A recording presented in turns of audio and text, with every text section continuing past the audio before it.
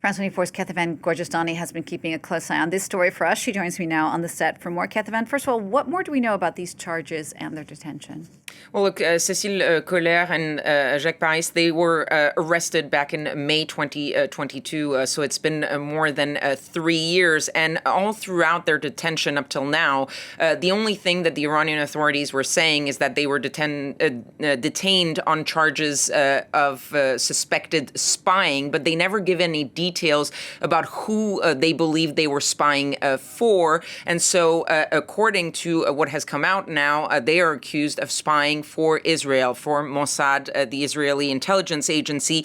But the French foreign minister just moments ago insisting that they had not yet been officially notified of these official supposed charges. So there is the accusation of spying, there's the conspiracy to overthrow the Iranian regime, and what is called corruption on earth. And all three of these charges carry the death penalty, which is why the families, of course, are extremely worried about this new development if it is officially confirmed by the Iranian authorities. And that is cause for a lot of concern, but there's also at the same time a little bit of relief for the families because a chargé d'affaires from the French embassy in Iran actually got to visit the couple in a prison, and this is the first sort of proof of life that we're getting from them since the Israeli strikes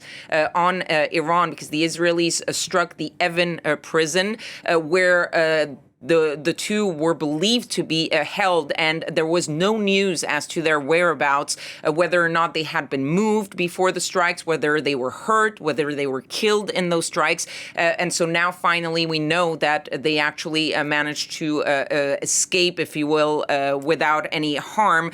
So that is, in a way, a lot of good news for the family, because now they know that they're alive. Someone from French authorities has been able to see them. And that is a huge development, even though French officials are saying that they are still not being granted access to independent lawyers. Only the chargé d'affaires from the French embassy that is able to get a little bit of information and pass it on to the families. Now, Kethavan, like other countries, France has long accused Iran of what it calls hostage diplomacy. I mean, give us a bit more of the broader context here from a diplomatic standpoint. Well, look, the current tensions that are taking place between France and Iran and a lot of Western countries is obviously not making matters better, even though their detention obviously predates all of what we've been seeing happening between the Israeli strikes, the U.S. strikes on Iran. But the belief is that Iran for years now has been using these detainees from foreign countries as a bargaining chip. And when you think about the fact that there are about 20 European nationals that are currently being held in Iran. And when you think about what is happening right now when it comes to negotiations over Iran's nuclear program, you've seen meetings, calls between the French president, the Iranian president, and other countries. It sort of emphasizes the fact that maybe there's something more there than just simply a detention.